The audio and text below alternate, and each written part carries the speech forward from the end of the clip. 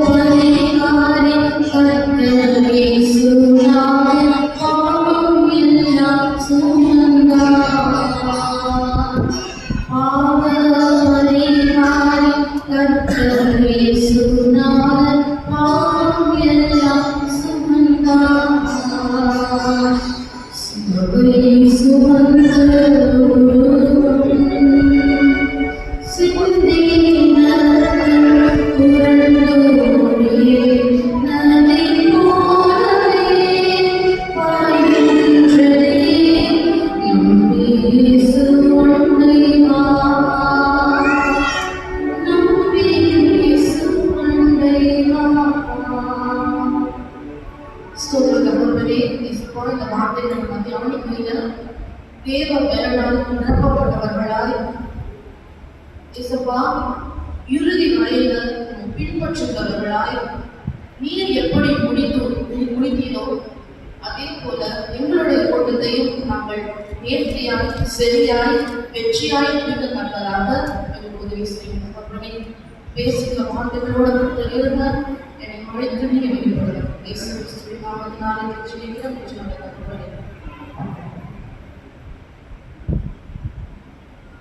இன்னைக்கு என்ன நாள்?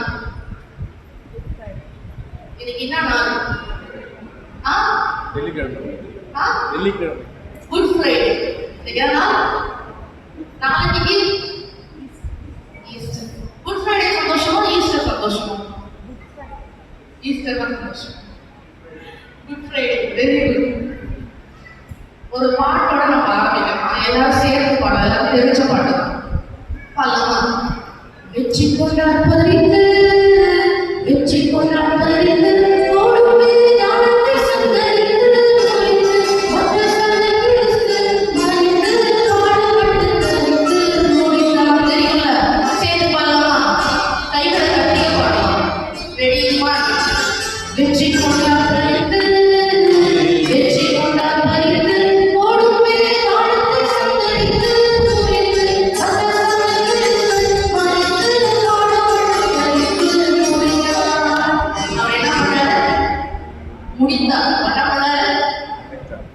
பாதாளத்தை ஜெயித்து முடித்தார்.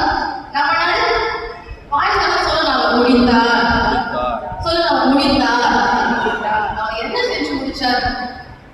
பிதாவானவர் அவர் கொடுத்த வேலையை அவர் நேர்த்தியாய் செய்து முடித்தார். இந்த முடித்தார் அப்படின்றதுக்கான பாதையை பற்றி தான் நம்ம பார்க்கிறோம். பாத் ஆஃப் கம்ப்ளீஷன் அப்படின்றத குறித்து நம்ம கிட்ட பேச முடியும்.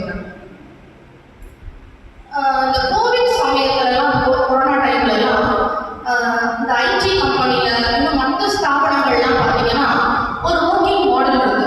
ஒர்க் ஃப்ரம் ஹோம் அப்படின்னு சொல்லிட்டு என்ன பண்ணணும்? வேலையை முடிக்கணும், ஆனால் வீட்டில் இருந்தே வேலை செய்யலாம். கோவிட் முடிச்சதுக்கு அப்புறம் ஹைபிரிட் மாடல் வந்துச்சு.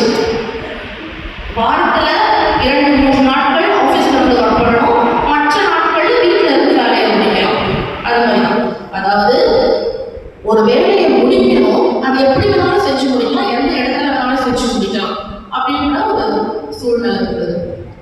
இந்த பூலோகத்துக்குரிய காரியங்களை முடிக்கிறதுக்கு நமக்கு அநேக வழிகள் இருக்கு. ஆனா ஆண்டவராக இயேசு கிறிஸ்து அவருக்கு கொடுக்கப்பட்ட வேலையை முடிக்க அவருக்கு அநேக வழிகள் கிடையாது. அவருக்கு இருந்த ஒரே வழி சிலுவை வழி மாத்திரம் தான்.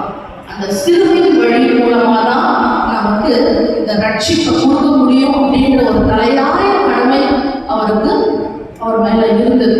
இது நியமித்தது யார் அப்படின்னு பார்க்கும்போது, எப்படி ஐடி கம்பெனியில இப்படிதான் ஒர்க்கிங் மாடல் இருக்கணும், இப்படி டைப் ஆஃப் ஒர்க் தான் இருக்கணும் அப்படின்றத டிசைட் பண்றது அந்த கம்பெனியோட ஓனரா இருக்கலாம், சிஇஓவா இருக்கலாம். ஆனா இயேசு கிறிஸ்துவானவர் இந்த வேலையை முடிக்க அவருக்கு நியமித்தவர் யார்? பிதாவாகிய தேவன். இது பிதாவாகிய தேவன் கொடுத்த வழியில இந்த விஷயத்தை அவர் செய்து முடிக்கிறதா கண்டிப்பா இந்த காரியம் முற்று பெற்று இருக்காது. விசுவாசிக்கிறீங்களா? நம்புறீங்களா? ஏன்னா இயேசு கிறிஸ்து இந்த வருஷத்தை செஞ்சு முடிக்கல. தனக்கு கொடுக்கப்பட்ட இந்த பொறுப்பை, இந்த வேலையை பிதாவானவருடைய வழியில தான் செய்து முடித்தார். இந்த ரட்சிப்புன்றது சிலுவை வழி மாத்திரம் தான் அப்படின்னு சொல்றோம். சரி, இந்த ரட்சிப்பு அடைவதற்கு அவர் என்னென்ன விஷயங்கள்லாம் கடந்து வந்தாருன்னு பார்க்கும்போது, ஏசாயா 53ஆம் அதிகாரத்தில் வாசிக்கப்பட்ட வேத பகுதியில் பார்த்தீங்கன்னா அவர் என்னென்ன பாடுகள் அவர் கடந்து வந்திருக்காருன்னு அவர் அசட்டை பண்ணாங்க, அவரை துக்கப்படுத்தினாங்க, அவரை பாடுபடுத்தினாங்க, அவரை இழிவா நடத்தினாங்க, அவரை சிறுமைப்படுத்தினாங்க, அவரை நொறுக்குனாங்க, அவரை காயங்களால அவரோட உடம்பை நிரப்பினாங்க. இப்படியாய் அவர் அந்த சிலுவை வழியில அவர் மிகுந்த பிரச்சனைகள் அநேகம். இயேசுவானவர் இந்த விஷயத்தை ஏற்றுக்கொண்டார் அப்படின்னா அதுக்கு முழு காரணம் அது பிதாவுடைய சித்தம். அது பிதாவுடைய சித்தம். ஏன்னா பிதாவால் நியமிக்கப்பட்ட ஒன்று அவர் செய்திருக்கார். ஏசாயா 53:10 பார்த்தீங்கன்னா தெளிவா சொல்லுது, கர்த்தரோ அவரை நொறுக்க சித்தமாகி அவரை பாடுகளுக்கு உட்படுத்தினார். அவர் நொறுக்குதல் அப்படின்றது யாருடைய சித்தமாக இருந்தது? கர்த்தருடைய சித்தமாக இருந்தது. புதிய ஏற்பாட்டில் அப்போஸ்தலர் 2:23 பார்த்தீங்கன்னா, அப்படி இருந்தும் தேவன் நிர்ணயித்த ஆலோசனையின் வழியையும் அவருடைய முன் அறிவிப்பின் வழியையும் ஒப்பு கொடுக்கப்பட்ட இயேசு கிறிஸ்துவை நீங்கள் பிடித்து அப்படின்றது. யார் நிர்ணயித்த ஒன்று? தேவன் நிர்ணயித்த ஒன்று. இது யாரோட ஆலோசனை? தேவனுடைய ஆலோசனை. இது தேவன் நிர்ணயித்த ஒன்று. இது தேவனுடைய ஆலோசனை இல்லைன்னா இந்த காரியம் முற்று பெற்றிருக்கிறது. இது கண்டிப்பாக மனுஷனுடைய ஆலோசனை இல்லை. நான் இந்த உங்கள்கிட்ட சொல்றேன், கேட்டுக்கோங்க. அது சரியா இருந்தா ஆமேன்னு சொல்லுங்க, அல்லேலூயான்னு சொல்லுங்க. தேவனுடைய ஆலோசனையும் தேவனுடைய வழியும் எங்க இருக்கோ அந்த காரியம் முற்று பெறுகிற இடம் ஜீவன் உள்ளதாக. நம்புறீங்களா? ஏன்னா நம்மளுடைய வாழ்க்கையில, உலக வாழ்க்கையில, நம்ம வாழற வாழ்க்கையில இந்த உலகத்தின் காரியங்கள் எவ்வளவு வேணாலும் இருக்கட்டும், ஆனா இதோடைய முடிவு மரணம் நம்ம நினைக்கிறோம். ஆனா இதோடைய முடிவு எங்கதான் இருக்கு? நித்திய ஜீவனாகிய அந்த ஒரு இடத்துலதான் இருக்கு. அது ஜீவனுக்குரிய முடிவுலதான் இருக்கு. அந்த பாதையில எவ்வளவு பிரச்சனைகள் இருக்கலாம், எவ்வளவு கஷ்டங்கள் இருக்கலாம், எவ்வளவு பாடுகள் இருக்கலாம், எவ்வளவு கண்ணீர், கவலைகள், வேதனைகள் இருக்கலாம், எவ்வளவு நம்ம துன்புறுத்தப்படலாம், ஏன் மரணம் கூட வரலாம். ஆனா மரணமே வந்தாலும் அது முடிவு கிடையாது. மரணமே வந்தாலும் அது முடிவு கிடையாது. வசனம் சொல்றது, மனுஷனுக்கு செவ்வாயாய் தோன்றுகிற வழிகள் அநேகம், மனுஷனுக்கு செவ்வாய் தோன்றிய வழிகள் அநேகம். ஆனா அதனுடைய முடிவு எப்படிதான் இருக்கும்? மரண வழிகளா இருக்கும். அதனுடைய முடிவு எப்படி இருக்கும்? மரண வழிகளா இருக்கும். ஆனா தேவனுடைய வழிகள் எப்படிப்பட்டதா இருக்கும்? அது ஜீவனுக்கு போய் தான் முடியும். ஏசாயா 55:8 யாரை எடுத்தவர்கள் வாசிக்கலாம்.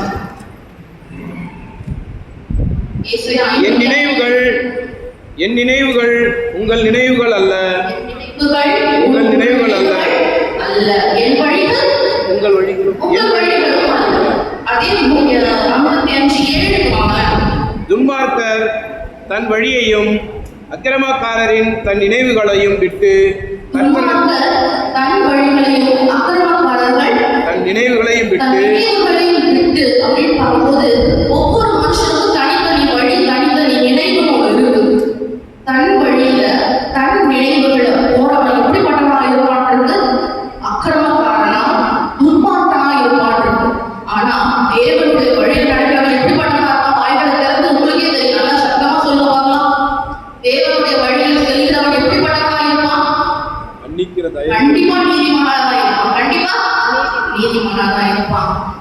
ஏசாயா 53:6.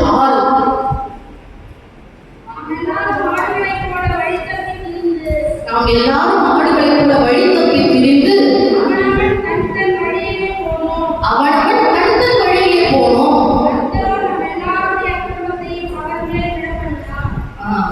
ஒவ்வொரு மனுஷனும் தன் தன் வழியில போறாங்க.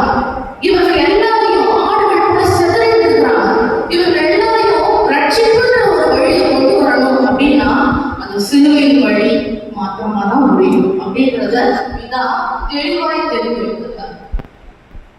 சரி, இந்த சிலுவையில கர்த்தர் எதை செய்து முடித்தார், என்ன வெற்றி சிறந்தார் அப்படின்னு பார்க்கும்போது நான் ஒரு விஷயம் குறிப்பிட விரும்புகிறேன். முதல் தீர்க்க தரிசனம் அப்படின்னு நான் யோசிக்கிறது இந்த ஒரு விஷயம் என்னன்னா, ஆதியாகமம் 3ஆம் அதிகாரத்துல 15ஆம் வசனம் நினைக்கிறேன். ஆதியாகமம் 3:15. உனக்கும் ஸ்திரீக்கும் உன் வித்துக்கும் அவள் வித்துக்கும் பகையை உண்டாக்குவேன். உனக்கும் ஸ்திரீக்கும் உன் வித்துக்கும் அவள் வித்துக்கும் பகையை உண்டாக்குவேன். அவர் உன் தலையை நசுக்குவார். அவர் உன் தலையை நசுக்குவார். சிலுவையில இயேசு கிறிஸ்து வெற்றியாய் செய்த ஒரு காரியம் என்ன தெரியுமா? பிசாசின் தலையை நசுக்குறதுதான். அவருடைய மரணத்தின் மூலம் பிசாசின் தலையை அவர் என்ன பண்ணிட்டாரு? சும்மா இங்க இருக்கிறதெல்லாம் வெறும் என்ன சொல்றது, பூச்சாண்டி காட்டுறாங்க அவ்வளவுதான். ஆனா என்னைக்கோ இயேசு கிறிஸ்து அதை என்ன பண்ணிட்டாரு? செய்து முடித்து விட்டார். சரி, சிலுவை வழியை பிடிக்காத இந்த சத்துரு என்ன பண்றான் அப்படின்னா, ஆண்டவர் இயேசு கிறிஸ்து 3 சோதனைகளை கொண்டு வரான். அதுல 3ஆவது சோதனையா என்ன கொடுத்தாங்க தெரியுமா? உயர்ந்த மலையில கொண்டு போய் இயேசுவானவரை நிறுத்தி இந்த உலகத்தின் ராஜ்யங்கள்லாம் அவனுக்கு கொடுக்குறேன். இந்த உலகத்தை உனக்கு என்ன வேணும்? உலகத்தை நீ ஆட்சி செய்யணும். இந்த உலகம் நீ சொல்றதை கேட்கணும். இந்த உலகத்தினுடைய பிதாவினுடைய பிதாவின் குமாரனா ஏற்றுக்கொள்ளணும். அவ்வளவுதானே? நீ ஒண்ணுமே பண்ணல, என் முன்னாடி சும்மா முட்டி போட்டு மண்டிடு அப்படின்னு சொல்லிட்டு ஆசைப்பட்டேன். அந்த இடத்துல இயேசு கிறிஸ்து செய்த விஷயம் தெரியுமா? அதுல இயேசு எப்படி கடிந்து கொள்கிறார்? சும்மா மனக்கிச்சவே சொல்ல ஆரம்பிச்சிருக்கலாம். பாலே போ சாத்தானே அப்படின்னு சொல்லிட்டு அதுல கடிந்து கொள்கிறார். அது நம்ம எல்லாருக்கும் தெரியும். ஏன்னா அவருக்கு தெரியும் பிதாவானவர் அவருக்கு என்ன வழியை நியமித்தாரோ அந்த வழியில தான் அதை செய்து முடிக்கணும் அப்படின்னு சொல்லிட்டு. மத்தேயு எழுதின சுவிசேஷம் 16ஆம் அதிகாரம் 21ஆம் வசனம் எடுத்தவர்கள் வாசிக்கலாம்.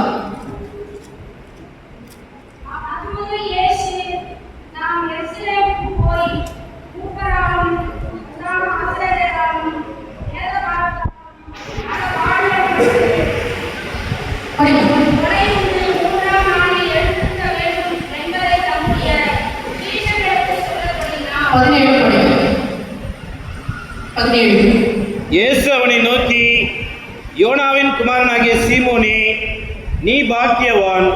மாம்சமும் இரத்தமும் இதை உனக்கு வெளிப்படுத்தவில்லை, பரலோகத்தில் இருக்கிற என் பிதா இதை உனக்கு வெளிப்படுத்தினார். 16:17.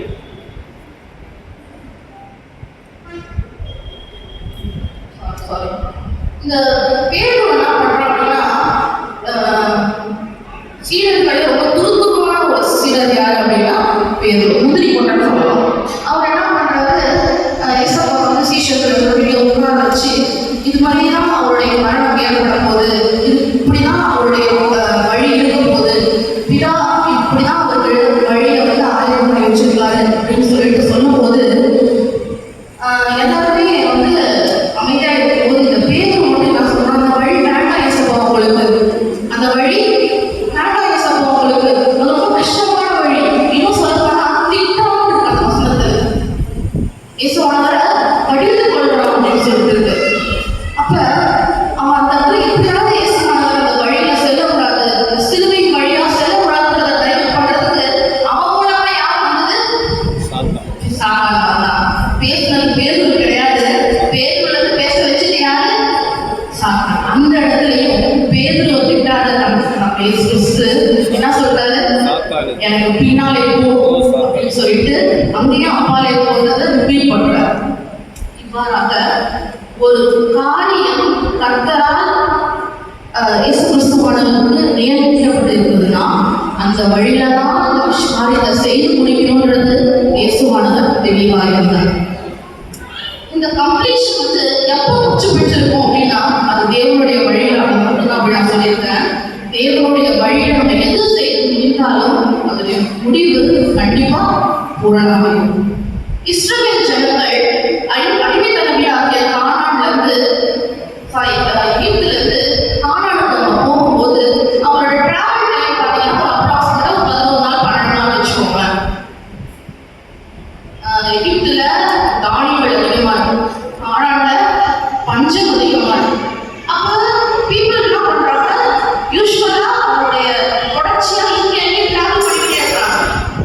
தானியங்களுக்காக சொல்ல போறாங்க, எகிப்துக்கு போறாங்க, திருப்பியும் கானானுக்கு வராங்க, திருப்பி கானான்ல வந்து கஷ்டம் வரும்போது திருப்பி எகிப்துக்கு போய் தேவையான எடுத்துக்கிறாங்க. இது மாதிரி அவங்க வந்து டூ அண்ட் ஃப்ரோவா போய் முடிச்சுக்கிறாங்க. அவங்களுக்கு அந்த டிராவல் டைம் ரொம்ப சுலபமாக இருந்தது. ஆனால் தேவனாகிய கர்த்தர் அவங்கள எகிப்திலிருந்து கானானை சுதந்திரித்து கொண்டு போவதற்கு அவர் சூஸ் பண்ண வழி எது தெரியுமா? ஸ்ட்ரெயிட் ரூட் கிடையாது, ஸ்ட்ரெயிட் ரூட் கிடையாது. அவர் அவர்களுக்கு நியமித்து வைத்திருந்த வழி எதுனா வனாந்திர பாதை. என்ன பாதை? வனாந்திர வழியாய் அவர்களை கூட்டிட்டு போனாரு. அந்த வனாந்திர வழியாய் கூட்டிட்டு போனது கர்த்தர் அப்படின்னும் போது அந்த வனாந்திர வழியாய் போனாதான் அவங்களுக்கு அந்த கானானுக்கான மகிமை கிடைக்கும். அந்த வனாந்திர வழியாய் போனதுனாலதான் அந்த கானானை என்ன பண்ணாங்க, சுதந்திரித்து கொண்டார்கள். ஆனா அவர்கள் பைபிள் நம்மள்ட்ட சொன்ன விஷயம் என்ன, எப்போ எப்படி அவங்க சுதந்திரித்து கொண்டார்கள், எத்தனை நாட்களுக்கு அவங்க சுதந்திரித்து கொண்டார்கள்? திருதான் 40 வருஷம் இல்ல, 40 வருஷம், 11 நாள் 12 நாள் எங்களுக்கு 40 வருஷம் எங்களுக்கு யோசிச்சு பாருங்களேன். ஆனா அது தேவன் நிர்ணயித்த வழி, அது தேவன் நிர்ணயித்த வழி. அந்த தேவன் நிர்ணயித்த வழியை அவங்க போனதுனாலதான் அந்த பரம கானானை அவர்கள் என்ன பண்ணாங்க, சுதந்திரித்து. பைபிள்ல இன்னும் ஒரு கவனம் முடிந்தது முடித்தேன் அப்படின்னு சொன்ன ஒரு விஷயம் சொல்றாரு. யார் சொல்றா? எல்லா டெக்ஸ்டையும் நம்ம வாசிப்போம். நல்ல போராட்டத்தை போராடினேன், ஓட்டத்தை முடித்தேன், விசுவாசத்தை காத்துக்கொண்டேன் அப்படின்னு சொல்லிட்டு யார் சொல்றது? பவுல். யார் இந்த பவுல்? ரொம்ப பவர்ஃபுல்லான மனுஷன், ரொம்ப பவர்ஃபுல்லான மனுஷன். பவுல் வந்து இதுக்கு முன்னாடி என்னவா இருந்தாரு?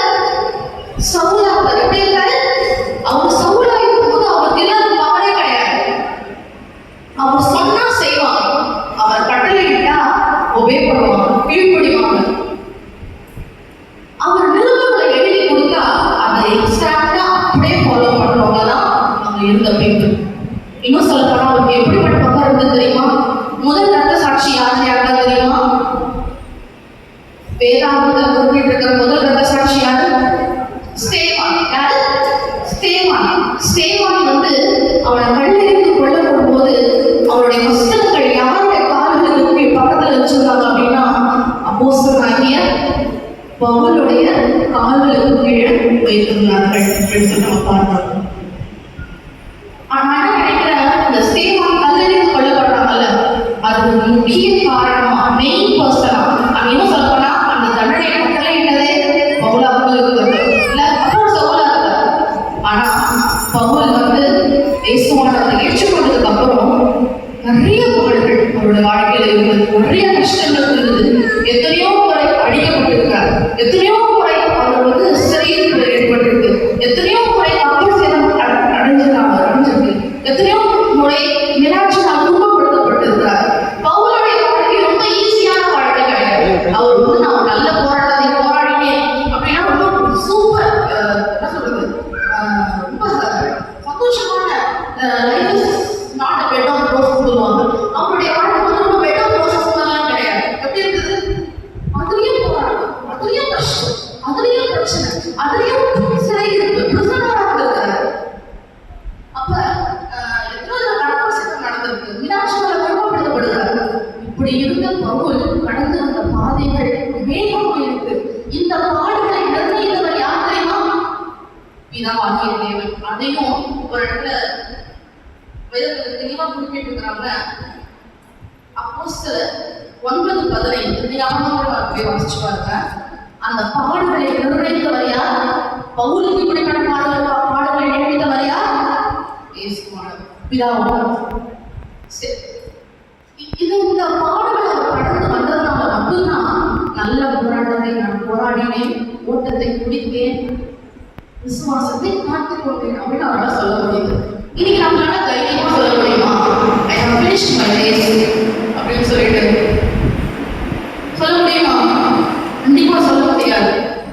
ஏன் அப்படின்னா நம்ம எப்ப அந்த விஷயத்த சொல்ல முடியும் அப்படின்னா ஆண்டவருடைய வழிகளை நம்ம நடக்கும்போது, ஆண்டவருடைய பாதையில நமக்கு நியமித்த வைத்த ஓட்டத்தை நம்ம ஓடி முடிக்கும் போதுதான் I have finished my race சொல்லிட்டு நம்மளால சொல்ல முடியும். வானத்தின் கீழே பூமி மேலே வானவர் இயேசு நாமமல்லால், வானத்தின் கீழே பூமி மேலே வானவர் இயேசு நாமமல்லால், ரட்சிப்படைய வழியில்லையே, ரட்சகர் இயேசு வழியவரே. அப்ப ரட்சிப்படைகிறதுக்கு ஒரே வழி என்னது? ரட்சகர் இயேசுவுடைய வழி மட்டும்தான். ஆண்டவராகிய இயேசு கிறிஸ்துவுக்கு பாடுகள் இருக்கு, கைவிடப்பட்ட நிலைமை இருக்கு. கைவிடப்பட்ட நிலைமைன்னு சொல்லும்போது அது எப்படிப்பட்ட கைவிடப்பட்ட நிலை தெரியுமா? தன்னோட சொந்த அம்மா கூட முடியாம என் தேவனே கதறாரு. கைவிடப்பட்ட நிலைமைனா நீங்க கூப்பிடுறீங்க, ஆப்போசிட்ல நான் இருக்கேன்னு சொல்றதுக்கு யாருமே இருக்க மாட்டாங்க. அதுதான் கைவிடப்பட்ட நிலைமை. அந்த கைவிடப்பட்ட நிலைமையில ஆண்டவராகிய இயேசு கிறிஸ்து அந்த சிலுவையை ஏற்றுக்கொண்டார். இது எல்லாமே எதுக்காக அப்படின்னா தன்னுடைய பிதாவாகிய தேவனுடைய தன்னுடைய தகப்பனுடைய சித்தத்தை நிறைவேற்றுவதற்காக மட்டும்தான்.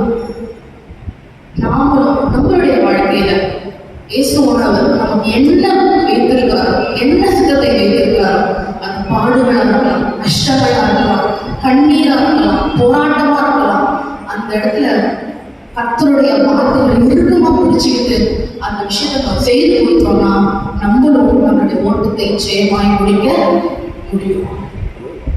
நம்ம ஜெபிக்கலாமா?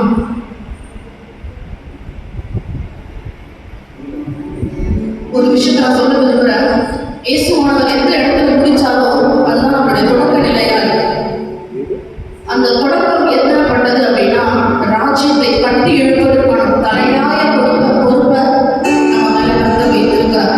அது ஊழியர்கள்கிட்டையோ இல்ல போதவர்கள்கிட்ட மாத்திரம் இல்லை, நம்ம இருக்கிற ஒவ்வொருவர்கிட்டையும் இந்த தலையாய பொறுப்பை கர்த்தர் வைத்திருக்கிறார். நம்ம ராஜ்ய சிந்தை உள்ளவர்களாக இருக்கோம். இயேசுவா நமக்கு சொல்லிக் கொடுத்த பரம்பரை ஜெபத்துல கூட பார்த்தீங்கன்னா உங்களுடைய ராஜ்யம் வருவதாக அப்படின்னு இருக்கும். அப்போ ராஜ்யத்துக்குரிய பிள்ளைகளாய், வேறு பிரிக்கப்பட்ட பிள்ளைகளாய், கர்த்தரால் தெரிந்து கொள்ளப்பட்ட பிள்ளைகளாய், ராஜ்ய சிந்தையோடு நம்ம இந்த உலகத்தில் இருக்கணும். ஒரு பெரிய கூட்டத்தை கர்த்தருக்கு நம்ம அறுவடை பண்றோமோ இல்லையோ, ஒரு ஆத்மாவை நம்ம இயேசு கிறிஸ்துவை பற்றி சொல்லி அவங்களை பரலோகத்துக்கு கொண்டு போனாலும் பரலோகத்துல நமக்குன்னு ஜீவகிரீடம் கண்டிப்பா வைக்கப்பட்டது.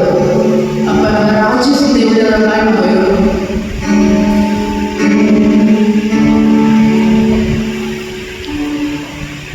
இந்த பாடல்கள் உந்தன் வாழ்வாய் சொந்தப்படுத்தி ஏற்றுக்கொண்டார். இந்த பாடல்கள்